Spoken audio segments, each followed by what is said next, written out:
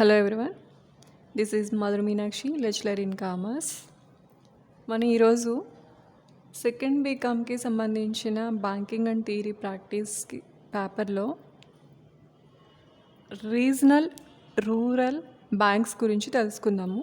అంటే బ్యాంకింగ్ వ్యవస్థలు అనేవి ఎలా ఉంటాయి, బ్యాంకింగ్ యొక్క ఫంక్షన్స్ ఏంటి, డిఫరెంట్ టైప్స్ ఆఫ్ బ్యాంక్స్ గురించి మనం ఈ పేపర్ ద్వారా తెలుసుకుంటున్నాము.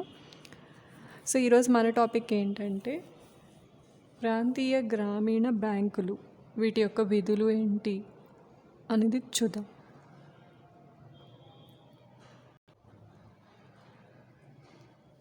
Okay, first of all as a definition, regional rural banks are Indian scheduled banks, commercial banks, it's also commercial banks operating at regional level. అంటే ఇక్కడ మనం different types of banks గురించి తెలుసుకుంటున్నాము. Banks యొక్క విధులను బట్టి, వాటి యొక్క కెపాసిటీని బట్టి మనం చెప్పొచ్చు ఈ బ్యాంకులు ప్రాంతీయ గ్రామీణ అభివృద్ధి నిమిత్తం ఏర్పాటు చేయబడ్డ బ్యాంకులు అని చెప్పొచ్చు. Regional level in different states of India, మనకి ఇండియాలో ఓవరాల్గా వివిధ స్టేట్స్లో ఈ బ్యాంకుల యొక్క ట్రాన్సాక్షన్స్ అనేవి జరుగుతున్నాయి. They have been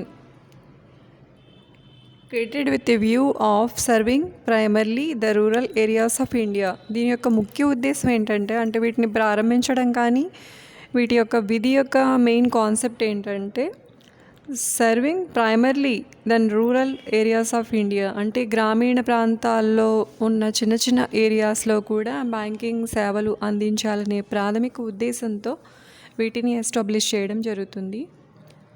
with basic banking and financial services, మనకి జనరల్గా బ్యాంకింగ్ ట్రాన్సాక్షన్స్ అనగానే like deposits collection and issue loans and advances. Every bank main concept ఏంటంటే లోన్స్ని, అడ్వాన్సెస్ని ఇవ్వడం, ఎవరికైతే అవసరం అన్నది నీడ్ పీపుల్ ఎవరైతే ఉన్నారో వాళ్ళకి ఇవ్వడం, అదేవిధంగా డిపాజిట్స్ని కలెక్ట్ చేయడం. So banking and financial services also, అంటే ఆర్థిక సంబంధమైన ఇతర వ్యవహారాలలో కూడా సేవలు అందించడం అనేది ఈ బ్యాంకుల యొక్క ముఖ్య లక్షణంగా చెప్పొచ్చు. However RRBs may have branches set off for urban operations and their area of operation may include urban areas also. అంటే ఇక్కడ ఈ ఆర్ఆర్బీస్ అనేవి సాధారణంగా అర్బన్ ప్రాంతాలను ఆపరేట్ చేయడం కోసం అర్బన్ ఏరియాస్లో ఎస్టాబ్లిష్ చేయడం జరుగుతుందన్నమాట. అంటే గ్రామీణ ప్రాంతాలు లేదా లోతట్టు ప్రాంతాలు ఇలా చెప్తూ ఉంటాం కదా, అంటే చిన్న చిన్న పల్లెటూరుల్లో, పట్టణాల్లో కావచ్చు, వీటి సేవలు అందించాలనేది వీటి యొక్క ప్రాథమిక ఉద్దేశం అని చెప్పచ్చు. అంటే మెయిన్ ఎక్కువగా స్మాల్ స్కేల్ ఇండస్ట్రీస్ కానీ, స్మాల్ ఫార్మర్స్ కానీ వీళ్ళ మెయిన్ క్యాండిడేట్స్గా చెప్పొచ్చు అనమాట. అంటే ప్రాంతీయ గ్రామీణ అభివృద్ధి నిమిత్తం ఏర్పాటు చేయబడ్డ బ్యాంకుల్ని రీజనల్ రూరల్ బ్యాంక్స్ అని పిలవడం జరుగుతుంది. మనకి యాక్చువల్గా 5 ముఖ్యమైన బ్యాంకులు ఉన్నాయి. అంటే రూరల్ బ్యాంక్స్లో ప్రధానమైన 5 బ్యాంకులు అనేవి ఏంటంటే ఆంధ్రప్రదేశ్ గ్రామీణ వికాస్ బ్యాంక్, ఆంధ్రప్రదేశ్ గ్రామీణ బ్యాంక్ ఏపీజీబీ, చైతన్య గోదావరి గ్రామీణ బ్యాంక్ సిజీజీబీ, డెక్కన్ గ్రామీణ బ్యాంక్ డీజీబీ, సప్తగిరి గ్రామీణ బ్యాంక్ ఎస్జీబీ. సో మనకి ఆంధ్రప్రదేశ్లో, అంటే మన స్టేట్లో ముఖ్యమైన గ్రామీణ బ్యాంకులు అనగానే వీటిని చెప్పుకోవచ్చు. దీనిలో ఆంధ్రప్రదేశ్ గ్రామీణ బ్యాంక్ యొక్క మెయిన్ బ్రాంచ్ కల్కట్టాలో ఉంది. అదేవిధంగా చైతన్య గోదావరి గ్రామీణ బ్యాంక్ అనేది గుంటూరులో ఉండడం జరిగింది. సప్తగిరి గ్రామీణ బ్యాంక్ యొక్క మెయిన్ హెడ్ ఆఫీస్ చిత్తూరులో ఉంది. అంటే వీటికి కూడా హెడ్ ఆఫీస్ ఉన్నది ఉంటుంది ఆపరేటింగ్ చేయడం కోసం. చిన్న చిన్న ఏరియాస్లో ఆపరేషన్స్ అన్నీ కూడా చూడడానికి ఒక హెడ్ ఆఫీసు, అలాగే బ్రాంచెస్ ఆఫీసు. బ్యాంకింగ్ సిస్టమ్ అంటేనే maximum branch banking system follow అవుతూ ఉంటాయి. సో ఈ 5 కూడా మన ఆంధ్రప్రదేశ్లో ముఖ్యమైన గ్రామీణ బ్యాంకులుగా మనం చెప్పుకోవచ్చు.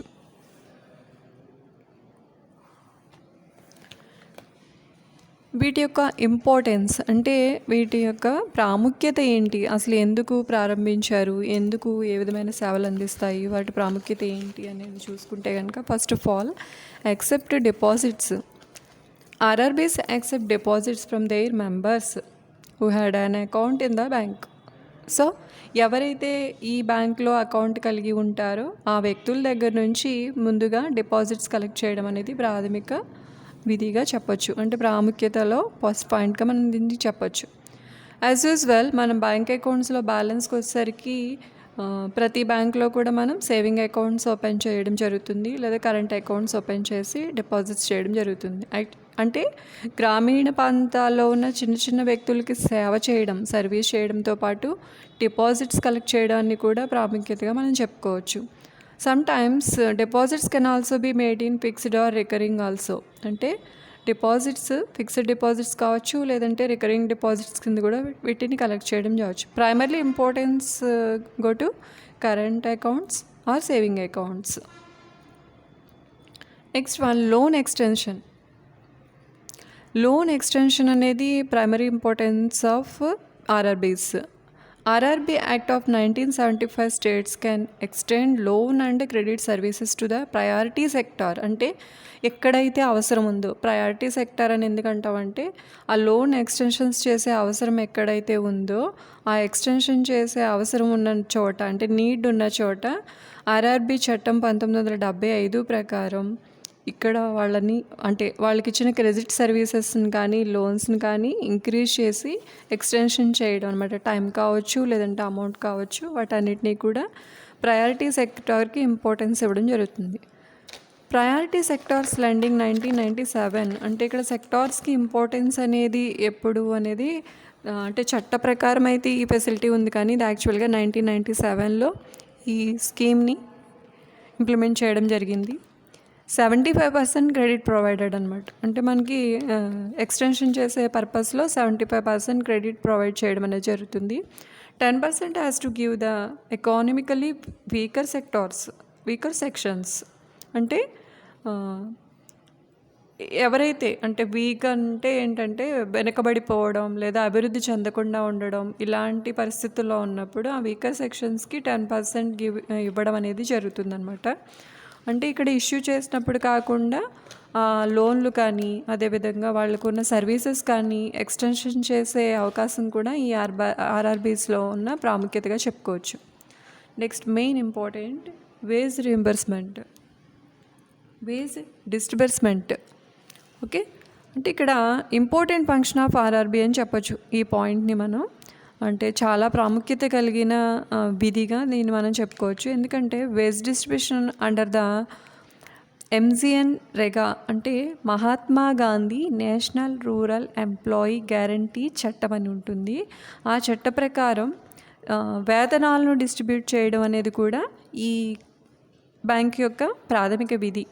అదేవిధంగా at the same time PMGSY అంటే ప్రైమ్ మినిస్టర్ గ్రాంట్ సాధక యోజన పథకం. అంటే ఈ పథకం ప్రకారం కూడా పెన్షన్స్ అవి ఇష్యూ చేయడం, ఇవన్నీ కూడా ఈ బ్యాంక్ అనేది చేస్తుందన్నమాట. అంటే వేజెస్ డిస్ట్రిబ్యూట్ చేయడం, అదేవిధంగా పెన్షన్స్ ఇవ్వడం అనేది కూడా ఇక్కడ మనం చెప్పుకోవచ్చు. అంటే ఇది చాలా మెయిన్ ఫంక్షన్ అనమాట. అంటే రూరల్ ఏరియాస్ని డెవలప్ చేయడంతో పాటు ఈ అడిషనల్ వేజ్ డిస్ట్రిబ్యూట్మెంట్ కావచ్చు, లేదంటే పెన్షన్స్ ఇవ్వడం కావచ్చు, ఇవన్నీ కూడా అదర్ సర్వీసెస్ ఈ బ్యాంకులు అనేవి ప్రొవైడ్ చేయడం జరుగుతుంది. Next one, secondary functions. అంటే ద్వితీయ విధులు అని చెప్పచ్చు. అంటే ప్రైమరీ ఫంక్షన్స్కి వచ్చేసరికి మనకి ఈ యాక్సెప్ట్ డిపాజిట్స్, లోన్ ఎక్స్టెన్షన్, అదేవిధంగా వేజ్ డిస్బర్స్మెంట్ చెప్పుకోవచ్చు.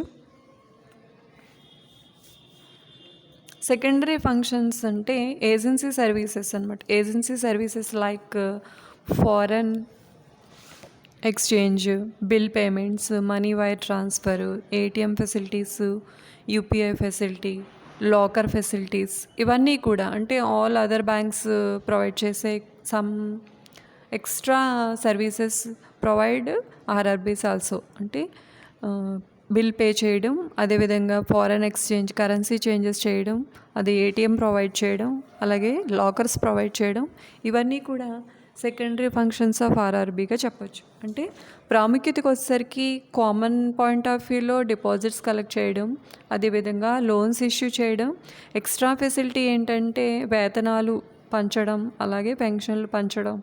అవి కాకుండా అదనంగా కూడా చాలా సేవలు మనకి ఈ బ్యాంకులు అందించడం అనేది జరుగుతుంది.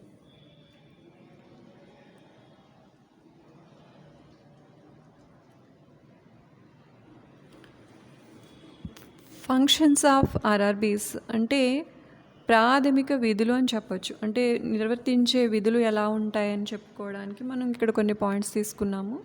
First of all, reduce rural and urban gap. అంటే ఇక్కడ జనరల్గా మనకి చాలా రకాల బ్యాంక్స్ గురించి మనం ఆల్రెడీ ఫస్ట్ 2 యూనిట్స్లో నేర్చుకుని ఉన్నాము. ఇక్కడేంటంటే గ్రామీణ ప్రాంతాల్లో ఏర్పాటు చేయబడ్డ బ్యాంకులు అంటున్నామంటే అంటే అర్బన్ ఏరియాస్లో కూడా బ్యాంకింగ్ సర్వీసెస్ ప్రొవైడ్ చేయాలని మెయిన్ కాన్సెప్ట్ అక్కడ. అంటే గ్రామీణ ప్రాంతాలు అనగానే మనం వెనుకబడిన ప్రాంతాలుగా చెప్పుకోవచ్చు. అంటే సరైన ట్రాన్స్పోర్ట్ ఉండకపోవచ్చు, సరైన నాలెడ్జ్ ఉండకపోవచ్చు, అదేవిధంగా పీపుల్ చాలా అన్ని విషయాల్లో వెనకబడిన వాళ్ళు అయి ఉండొచ్చు. అయినప్పటికీ అలాంటి వాళ్ళకి ప్లస్ అలాగే బ్యాంకింగ్ ట్రాన్సాక్షన్స్కి మధ్య గ్యాప్ అనేది రెడ్యూస్ చేయడం కోసం ఆ స్థాయికి వెళ్ళి ఏర్పాటు చేయడం అనమాట. అంటే చిన్న చిన్న గ్రామీణ ప్రాంతాల్లో కూడా వీటిని ఏర్పాటు చేయడం వల్ల ఏమవుతుందంటే బ్యాంకింగ్ ట్రాన్సాక్షన్స్ గురించి ఆ సరౌండింగ్స్లోని పీపుల్ అందరికీ కూడా ఒక ఐడియా ఉంటుంది. అప్పుడు ఏమవుతుందంటే ట్రాన్సాక్షన్స్ ఎలా చేసుకోవాలన్న ఐడియా కానీ ప్లస్ అలాగే మంచి మంచి ప్రొసీడింగ్స్ అంటే లోన్స్ తీసుకుని ఏం చేయొచ్చు, అదేవిధంగా లోన్స్ని ఎలా కట్టాలి, ఈ విధమైన నాలెడ్జ్ కూడా వాళ్ళకి క్రియేట్ అవుతుంది. ప్లస్ ఆ గ్యాప్ అనేది తగ్గిపోతుంది. అంటే మనకు అక్కడ ఎక్కడో ఏం జరుగుతుంది, ఆ బ్యాంకుకి వెళ్ళాలంటే ఏం చేయాలి, ఆ బ్యాంక్ ట్రాన్సాక్షన్స్ ఎలా ఉంటాయి, ఇలాంటి నాలెడ్జ్ లేకుండా ఎవరైతే ఉండిపోయారో, అదేవిధంగా ఆ సర్వీస్ అందని స్థితిలో ఎవరైతే ఉండిపోయారో వాళ్ళకి కూడా ఈ సర్వీసెస్ని ప్రొవైడ్ చేయడం అనేది మెయిన్ విధిగా చెప్పుకోవచ్చు. Next one, improve role of entrepreneurship. అంటే మన ఎంటర్ప్రెన్యూర్షిప్ అనగానే కామర్స్లో మెయిన్ పాయింట్గా చెప్పుకుంటూ ఉంటాం వ్యవస్థాపకుడు లేదా వ్యవస్థాపన అని అర్థం. అంటే స్మాల్ స్కేల్ ఇండస్ట్రీస్ డెవలప్మెంట్ కావచ్చు, చిన్న చిన్న బిజినెస్లను డెవలప్ చేసుకునే వ్యక్తులు కావచ్చు, వాళ్ళు లోన్స్ ఇష్యూ చేయడం వల్ల ఏమవుతుందంటే ఎంటర్ప్రెన్యూర్షిప్ అనేది డెవలప్ అవుతుంది. అంటే మనకి చాలామందికి మనీ అవైలబిలిటీ లేక వాళ్ళు ఉన్న క్వాలిటీస్ని బయటికి ఎక్స్పోజ్ చేసే ఛాన్సెస్ ఉండవు అనమాట. అంటే ఎందుకంటే ఎంటర్ప్రెన్యూర్షిప్లో రిస్క్ ఉంటుంది. అంటే ఏ పని చేయాలన్నా కూడా ఒక డేర్ స్టెప్ అనేది తీసుకోవడం అవసరం. ఏ రకమైన బిజినెస్ కావచ్చు, ఏదైనా వర్క్ చేయడానికి కావచ్చు, స్టెప్ తీసుకోవాలంటే కొంచెం డేర్ ఉండాలి. ఆ డేర్ అనేది ఎక్కడి నుంచి వస్తుంది అంటే మనకి ఇన్వెస్ట్మెంట్ని బేస్ అయి ఉంటుంది. ఆ ఇన్వెస్ట్మెంట్ అనేది ఓన్ ఇన్వెస్ట్మెంటా లేక లోన్ తీసుకుంటున్నామా లేదంటే బయట వాళ్ళ దగ్గర అప్పు తీసుకుంటున్నామా అనేది దాన్ని బట్టి కూడా సిచ్యువేషన్ డిపెండ్ అయి ఉంటుంది.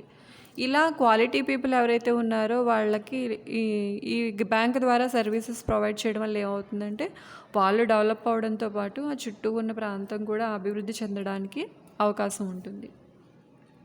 Providing assistance means loans, advances, insurance facilities వీటన్నిటిని ప్రొవైడ్ చేయడం కూడా మనకి ఇక్కడ ఈ బ్యాంక్ యొక్క మెయిన్ విధిగా చెప్పుకోవచ్చు. Next one, covering under served rural areas. అంటే మనం ఆల్రెడీ స్టార్టింగ్లో చెప్పుకున్నాం కదా అర్బన్ గ్యాప్ని రెడ్యూస్ చేస్తుందని.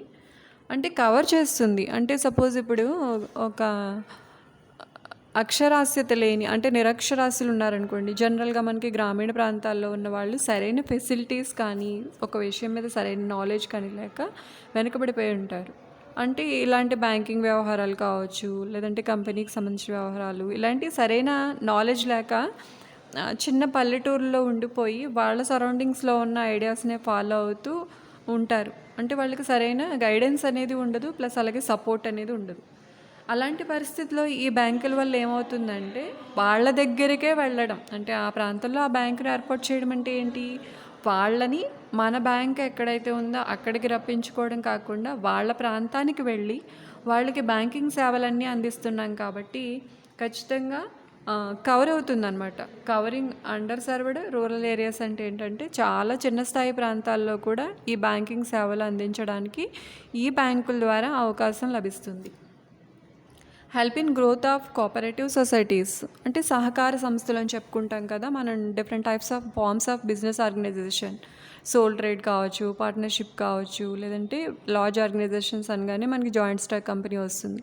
అలా కాకుండా సర్వీస్డ్ బేస్డ్గా కొన్ని మనకి కోఆపరేటివ్ సొసైటీస్ని ఉంటాయి.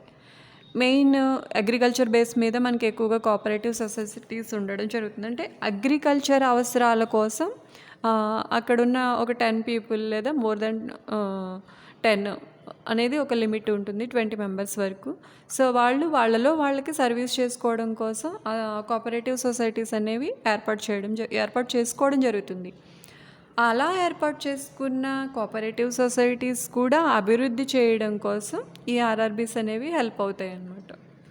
Reduce farmers and weaker sections అంటే వ్యవసాయం చేసే వ్యక్తుల్ని ఎంకరేజ్ చేయడానికి ఛాన్సెస్ ఉంటుంది. వీకర్ సెక్షన్స్ అంటే ఏ ప్రాంతంలో అయితే వర్క్ సరిగా జరగక, వ్యవసాయం సరిగా జరగక, పనులు సక్రమంగా జరగకపోవడం వల్ల వీక్గా ఉన్నారో లేదా వీక్గా ఉండిపోయాయో ఆ ప్రాంతాలను, అటువంటి మనుషుల్ని అభివృద్ధి చేయడానికి ఈ ప్రాంతీయ గ్రామీణ బ్యాంకులు అనేవి చాలా బాగా హెల్ప్ చేస్తాయని చెప్పొచ్చు అనమాట.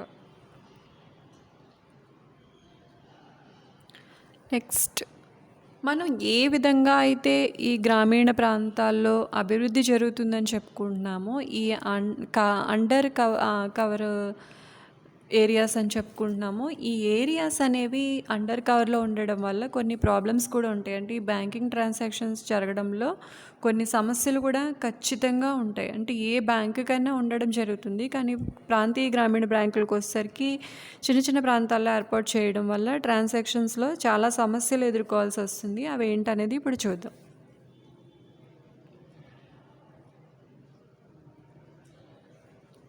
Okay, first one, haste and lack of coordination.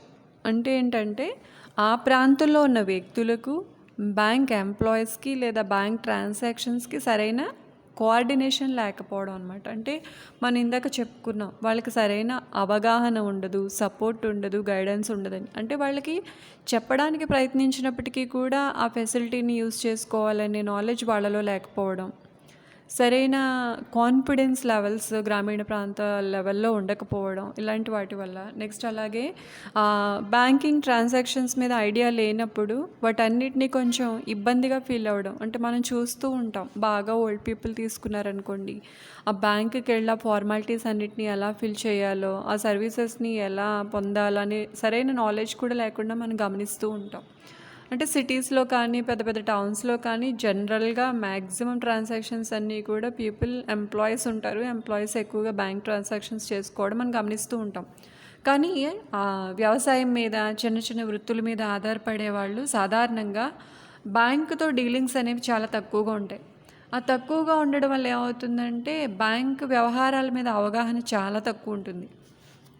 ఇది తక్కువ ఉండడం వల్ల అసలు ఆ ప్రాంతంలో ఆ బ్యాంకుని ఎందుకు ఎస్టాబ్లిష్ చేశారు, ఎంప్లాయీస్ ఎలా ఉన్నారు, ఆ బ్యాంకు ఉద్యోగుల ద్వారా తెలుసుకోవాల్సిన సమాచారం ఏంటి, వీళ్ళిద్దరి మధ్య, అంటే అక్కడున్న సరౌండింగ్లో ఉన్న పీపుల్ మధ్య, ఈ బ్యాంకు ఉద్యోగుల మధ్య సరైన కోఆర్డినేషన్ లేకపోవడం వల్ల ఏమవుతుందంటే ట్రాన్సాక్షన్స్ అంటే కాన్సెప్ట్, ఈ రూరల్ బ్యాంక్స్ ఎస్టాబ్లిష్ చేసిన మెయిన్ కాన్సెప్ట్ రీచ్ అయ్యే స్థాయిలో ఉండే అవకాశం కూడా మనం ఎక్స్పెక్ట్ చేయకూడదు. ఎందుకంటే పీపుల్ అనే వాళ్ళకి నాలెడ్జ్ లేకపోవడం వల్ల ఏమవుతుందంటే బ్యాంక్ ద్వారా ట్రాన్సాక్షన్ చేయడానికి పెద్దగా అట్రాక్ట్ అవ్వకపోవచ్చు. దీనికోసం మళ్ళీ వాళ్ళు ఎంకరేజ్ చేయగలగాలి. అంటే ఆ స్కీమ్స్ ఎలా ఉంటాయి, డిఫరెంట్ టైప్స్ ఆఫ్ స్కీమ్స్ ఏంటి, డిఫరెంట్ టైప్స్ ఆఫ్ సర్వీసెస్, ఏ రకమైన సర్వీసెస్ ప్రొవైడ్ చేస్తుంది బ్యాంకు, ఇవన్నీ వాళ్ళు చెప్పగలగాలి.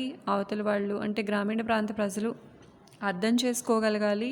వాళ్ళ మధ్య కోఆర్డినేషన్ జరిగి ట్రాన్సాక్షన్స్ జరగడానికి ఛాన్సెస్ ఉంటాయి. సో ఇదంతా చేయడానికి లేదా జరగడానికి చాలా డిలే అవ్వడం వల్ల ఏమవుతుందంటే ఈ బ్యాంకుల్ని ఏ ఉద్దేశంతో అయితే ఏర్పాటు చేశారో ఆ ఉద్దేశాన్ని రీచ్ అవ్వడంలో కొంచెం సమస్య వచ్చే అవకాశం ఉందని చెప్పొచ్చు. డిపాజిట్ మొబిలైజేషన్ అంటే ఇక్కడ జనరల్గా ఎప్పుడు కూడా లోన్స్ ఇష్యూ చేయడం అనేది ఎప్పుడు డిపాజిట్స్ మీదే డిపెండ్ అయి ఉంటుంది.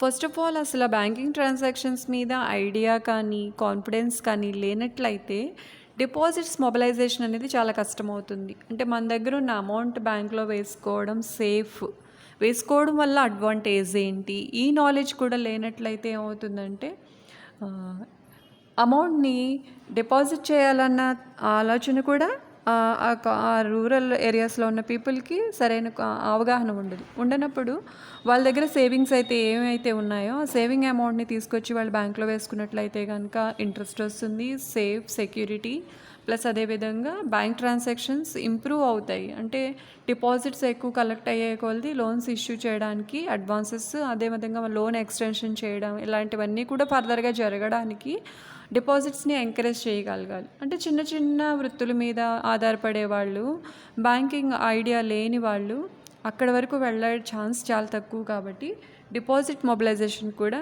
సమస్య ఏర్పడే అవకాశం ఉంది. కాన్స్టెంట్స్ డిపాజిట్ మొబిలైజేషన్ అంటే ఎప్పుడూ కూడా చేంజెస్ లేకపోవడం, అంటే డిపాజిట్స్లో డెవలప్మెంట్ అనేది లేకపోవడం. చిన్న చిన్న స్మాల్ సేవింగ్సే తప్ప మనకున్న అమౌంట్ అంతా కూడా బ్యాంక్లో డిపాజిట్ చేసుకున్నట్లయితే కనుక అభివృద్ధి చెందే అవకాశం ఉంది, దానివల్ల మనం కూడా అభివృద్ధి చెందే అవకాశం ఉంది అన్న అవగాహన లేకపోవడం వల్ల ఏముంటుందంటే ఆ డిపాజిట్స్ అనేవి కాన్స్టెంట్గా ఉండిపోవడం అనేది ఉంటుంది. అంటే ఎక్కువ మొత్తంలో డిపాజిట్లు స్వీకరించే అవకాశం ఈ ప్రాంతీయ గ్రామీణ బ్యాంకులకు ఉండకపోవచ్చు. Slow progress in lending activity. Lending activity means further transactions చేయడంలో, అంటే వాళ్ళకి సర్వీస్ చేయడంలో చాలా స్లో అవుతుందన్నమాట. అంటే ట్రాన్సాక్షన్స్ ప్రాసెస్ పెద్దగా ఉండడం వల్ల కావచ్చు, లేదంటే అవతల వాళ్ళకి అర్థం అవ్వకపోవడం, services, different types of services అవైలబుల్గా ఉన్న వాటి మీద ఐడియా లేకపోవడం, గైడెన్స్ లేకపోవడం, ఇలాంటి కారణాల వల్ల, ప్లస్ అలాగే వాళ్ళకి అండర్స్టాండ్ చేసుకునే పవర్ తక్కువగా ఉన్నప్పుడు అవతల వాళ్ళకి సర్వీసెస్ ఎప్పుడు కూడా స్లో అయిపోతాయి అన్నమాట. సో ఈ విధంగా ప్రోగ్రెస్ అనేది చాలా స్లోగా ఉండే అవకాశం ఉంది. ఎందుకంటే ఇక్కడ ఉన్న వాళ్ళంతా కూడా గ్రామీణ ప్రాంత ప్రజలు, వాళ్ళు అండర్స్టాండ్ చేసుకుని లోన్ తీసుకుని దాన్ని ఇంప్లిమెంట్ చేసి ఐడియాని డెవలప్ అవ్వడానికి ఇదంతా కూడా చాలా డిలే అయ్యే ఛాన్సెస్ ఉన్నాయి. కాబట్టి యాక్టివిటీస్ చాలా స్లోగా ఉండే ఛాన్సెస్ కూడా ఈ బ్యాంకులకి ప్రాబ్లంగా చెప్పచ్చు. అర్బన్ ఓరియంటేషన్ ఆఫ్ స్టాఫ్ అంటే ఏంటంటే స్టాఫ్ ఇక్కడ ఓరియంటేషన్ చేయాల్సి ఉంటుంది. అంటే మన జనరల్గా ఎడ్యుకేటెడ్ పీపుల్ అనుకోండి, బ్యాంక్ ద్వారా ఎటువంటి సర్వీసెస్ ప్రొవైడ్ చేస్తారు, వాటిలో ఏది యూస్ చేసుకుంటే మనకి బెటరు, అదేవిధంగా ఏ సర్వీస్ ద్వారా మనం డెవలప్ అవ్వడానికి ఛాన్సెస్ ఎక్కువ ఉంటాయనే నాలెడ్జ్ వాళ్ళకి ఉంటుంది. మ్యాక్సిమం అన్ని ట్రాన్సాక్షన్స్ని వాళ్ళు త్రూ బ్యాంక్ ద్వారా చేయడానికి ఎక్కువ ఇంపార్టెన్స్ ఇస్తారు. అంటే సెక్యూరిటీ ఉండడం ఒకటి, గ్రోత్కి ఛాన్సెస్ ఉంటాయన్న నాలెడ్జ్ వాళ్ళలో ఉండడం వల్ల. ఇక్కడ అర్బన్ ఏరియాస్లో ఉండడం వల్ల ఏమవుతుందంటే స్టాఫ్కి ఓరియంటేషన్ అవసరం. అంటే వాళ్ళని అట్రాక్ట్ చేసుకోవడం, అక్కడ ఉన్న గ్రామీణ ప్రాంత ప్రజలకి గైడెన్స్ ఇవ్వడం, ప్లస్ వాళ్ళని మోటివేట్ చేయడం. అంటే డిపాజిట్స్ కలెక్షన్స్లో కావచ్చు, లేదంటే లోన్స్ అండ్ అడ్వాన్సెస్. అంటే మనం జనరల్గా కొంతమందిని చూస్తూ ఉంటాం కదా, అప్పు తీసుకున్నట్లయితే కనుక వడ్డీ ఎక్కువ అవుతుందేమో అని, లేదా బ్యాంక్ ద్వారా వెళ్ళి ఆ ప్రాసెస్ అంతా చేసి అప్పు తీసుకోవడం కన్నా బయట తెచ్చుకోవడం అని, ఇలా వెనుకబడిన ప్రాంతాల ప్రజలు ఎప్పుడూ కూడా ఈ విధంగా ఆలోచించడం మనం గమనిస్తూ ఉంటాం. అంటే వాళ్ళలో ఆ థింకింగ్ అనేది పోయేలా చేయడం చాలా అవసరం అనమాట. కాబట్టి స్టాఫ్ ఓరియంటేషను ప్లస్ అలాగే అర్బన్ ఓరియంటేషన్ అనేది కూడా ఒక సమస్యగా చెప్పుకోవచ్చు. ప్రొసెడ్యూరల్ రిజిడిటీస్ అంటే కార్యక్రమ కఠినత్వం అని చెప్పొచ్చు. అంటే డిలే ట్రాన్సాక్షన్స్ డిలే అవ్వడం అని ఆల్రెడీ చెప్పుకున్నాం కదా. అంటే ఈ వ్యవహారాలన్నీ కూడా వాళ్ళకి కఠినంగా అనిపిస్తాయి. అంటే నాలెడ్జ్ లేకపోవడం వల్ల ఏమవుతుందంటే ఈ ప్రాసెస్ అంతా చేస్తే కనుక మనకి అమౌంట్ వస్తుందని, లేదా మన దగ్గర ఉన్న సేవింగ్స్ అన్నీ చేసుకోవడం వల్ల ఇంత డిలే అవుతుందని, ఇలాంటి నాలెడ్జ్ ఉండడం వల్ల ఏమవుతుందంటే ఈ వాళ్ళని అట్రాక్ట్ చేసుకోవడం అనేది బ్యాంకింగ్ ఎంప్లాయీస్కి కష్టం అవుతుంది. వాళ్ళని అట్రాక్ట్ చేసుకోలేక ఈ ప్రాసెస్ అంతా కూడా కొంచెం కష్టం అవుతుంది. సో ఈ విధంగా మెయిన్ ఇక్కడ పాయింట్ ఏంటంటే గ్రామీణ ప్రాంత ప్రజలను అభివృద్ధి చేయాలనే కాన్సెప్ట్తో ఇక్కడ ఈ బ్యాంకులని ఎస్టాబ్లిష్ చేయడం జరిగింది. కానీ గ్రామీణ ప్రాంత ప్రజల్లో మోటివేషన్ అనేది ఉండాలి, గ్రామీణ ప్రాంత ప్రజలకి ఓరియంటేషన్ అనేది ఉండాలి, వాళ్ళకి బ్యాంక్ యొక్క సేవల యొక్క ప్రయోజనం ఏంటి అనేది తెలియచేయగలగాలి, వాళ్ళని ఆకర్షించుకున్నట్లయితే కనుక వాళ్ళ దగ్గర ఉన్న సేవింగ్స్ డిపాజిట్ చేయడానికి ముందుకు వస్తారు. అదేవిధంగా బ్యాంక్ ద్వారా వాళ్ళకి ఏమేమి సర్వీసెస్ అయితే ఉన్నాయో వాటిని యూజ్ చేసుకున్నట్లయితే అప్పుడే ఈ బ్యాంక్ యొక్క మెయిన్ కాన్సెప్ట్ని రీచ్ అవ్వడానికి ఛాన్సెస్ ఉంటాయన్నమాట. అంటే అభివృద్ధి చెందాలి అంటే బ్యాంక్ ఎంప్లాయీస్ సైడ్ నుంచి ఎఫర్ట్ ఉండాలి. అదేవిధంగా ఇవి ఎవరి కోసమైతే స్థాపించబడ్డాయో వాళ్ళ దగ్గర నుంచి కూడా ఎఫర్ట్ ఉన్నట్లయితే ఇవి సమర్థవంతంగా పనిచేయడానికి అవకాశాలు ఎక్కువగా ఉంటాయి అన్నమాట. అంటే కొన్ని ప్రాంతాల్లో అభివృద్ధి చెందడం, కొన్ని ప్రాంతాల్లో అభివృద్ధి చెందకపోవడానికి ఇలా రకరకాల కారణాలు చెప్పుకోవచ్చు. సో ఈ విధంగా ఈరోజు మనం చెప్పుకున్న క్లాస్ ఏంటంటే గ్రామీణ ప్రాంత ప్రజల నిమిత్తం ఏర్పాటు చేయబడ్డ ప్రాంతీయ గ్రామీణ బ్యాంకులు, regional rural banks. Main concept ఏంటంటే అర్బన్ ఏరియాస్ని డెవలప్ చేయడం, అంటే వెనుకబడిన ప్రాంతాల ప్రజలకు కూడా బ్యాంకు యొక్క సేవలను అందిస్తూ వాళ్ళని ఆ చుట్టుపక్కల ప్రాంతాలను కూడా అభివృద్ధి చేయడం అనేది ఈ బ్యాంకుల యొక్క ముఖ్య లక్షణంగా చెప్పుకోవచ్చు. దీనివల్ల ఏమవుతుందంటే బాగా చిన్న స్థాయిలో ఉన్న వ్యక్తులకు కూడా బ్యాంకింగ్ ట్రాన్సాక్షన్స్ మీద ఒక అవగాహన వస్తుంది. అదేవిధంగా చిన్న చిన్న ప్రాంతాలు కూడా అభివృద్ధి చెందడానికి, అంటే వెనుకబడిపోకుండా అభివృద్ధి చెందడానికి ఇవి చాలా కీ రోల్ ప్లే చేస్తాయని చెప్పొచ్చు. Okay, thank you. మరొక టాపిక్ని మనం నెక్స్ట్ క్లాస్లో చెప్పుకుందాం.